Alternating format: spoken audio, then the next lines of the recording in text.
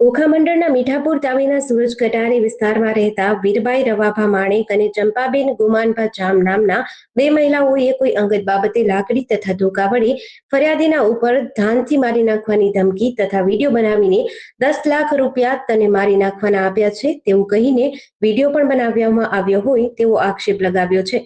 Devbhumi Dwarka police દ્વારા મહિલાને મૃત જાહેર કરી કેસને રફાદફા કરવાની કોશિશ કરવાના પણ આરોપો કરવામાં આવ્યા છે।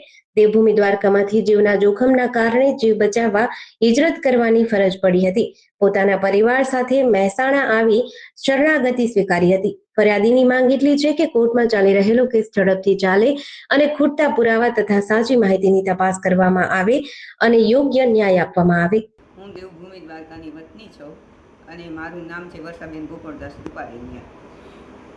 અત્યારે હાલ હું મહેસાણા ભાડાના મકાનમાં રહું છું અને મારી સમસ્યા એ છે કે મારી ઉપર 23/12/2022ના રોજ જીવલેણ હુમલો થયેલો હતો, જે લોકોએ બાજુવાળા વાઘેર સમાજના લોકોએ મારી ઉપર 3 બહેનો દ્વારા કરાવેલો હતો।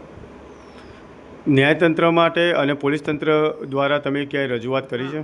હા, પોલીસ પોલીસમાં અમે ફરિયાદ કરેલ હતી, સ્થાનિક પોલીસમાં, અને 3 મહિના તો અમે ત્યાં પ્રોટેક્શને બેસાડેલ હતું અમારા ઘરે, બરાબર।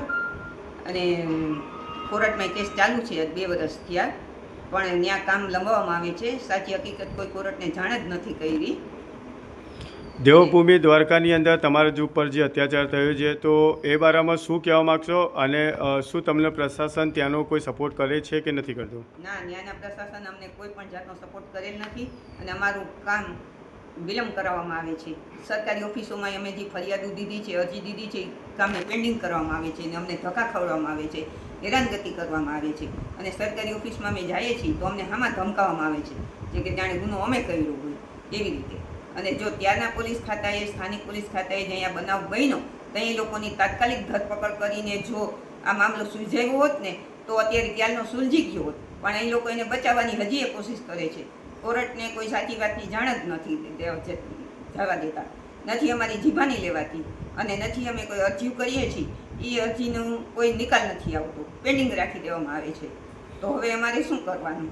અને આ લોકોની મને 15 વર્ષથી આ મકાન છોડીને જવાની ધમકીઓ મને મળતી હતી, એ મારી હદમાં એ લોકોએ અત્યારે ગેટ નાખેલ છે, જે ગેટ માટે મેં ના પાડેલ હતી ને એ માટે એ લોકોએ મારી પર દાદાગીરી કરી। અત્યારે એ જગ્યામાં ગેટે નાખી દીધેલ છે, પોતાની સીડી બનાવી દીધેલ છે અને ફ્લોરે પાકો કરી નાખેલ છે અને મકાન અત્યારે ભાડે દેવાઈ ગયું છે અને એ મકાન 4 થી 5 હજારનું ભાડું ખાય છે।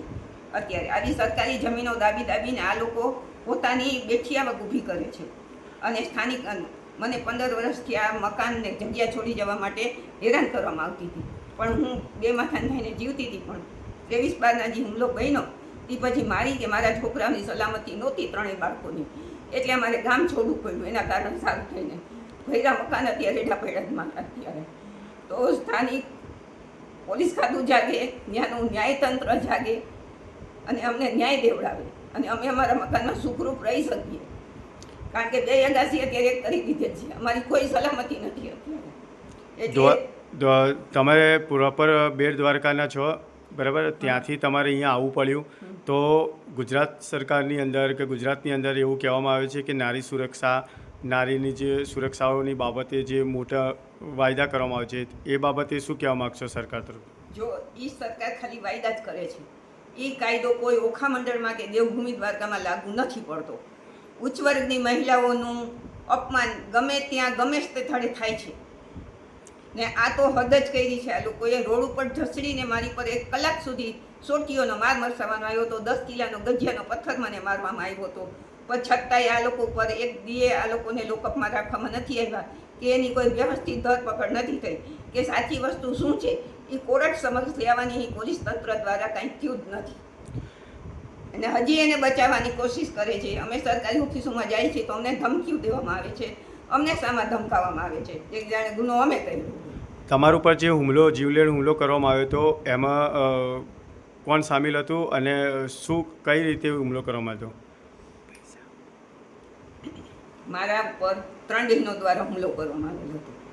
એક હતા વીરબાઈબેન રવાભા માણેક, બરાબર, બીજા હતા ચંપાબેન ગુમાનભા જામ અને ત્રીજી વ્યક્તિનું મેં મોઢું નહોતું જોયેલું, પણ એ માથે ઓઢી અને જે ઓલું નાકું પૂરેલ હતું એમાંથી સોટીયું કાઢીને દેતી હતી, એટલે 99% વીરબાઈબેનની દીકરી હોઈ શકે 99%.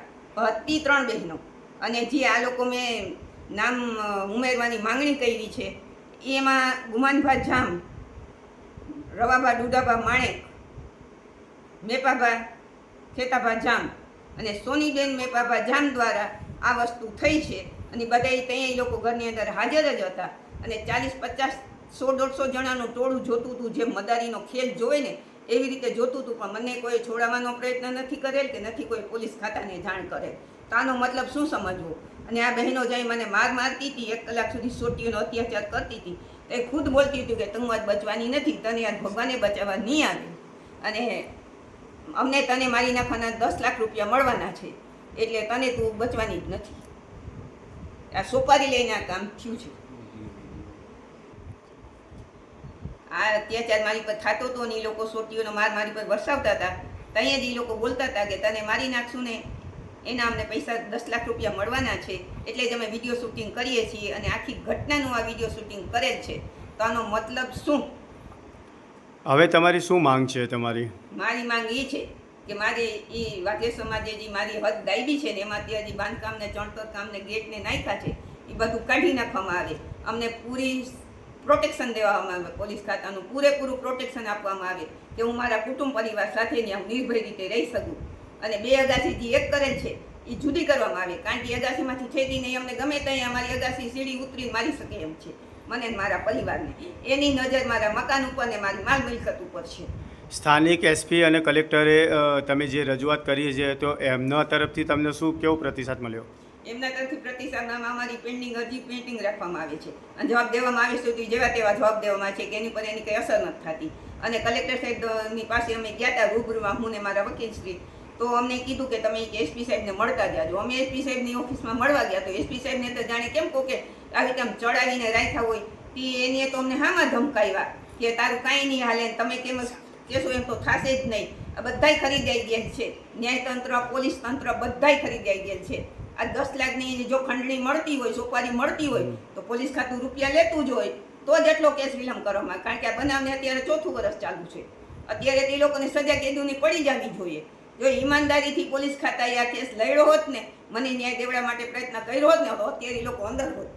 જેડીસી ન્યૂઝ સાથે ભાવિન ભાવસાર, મહેસાણા.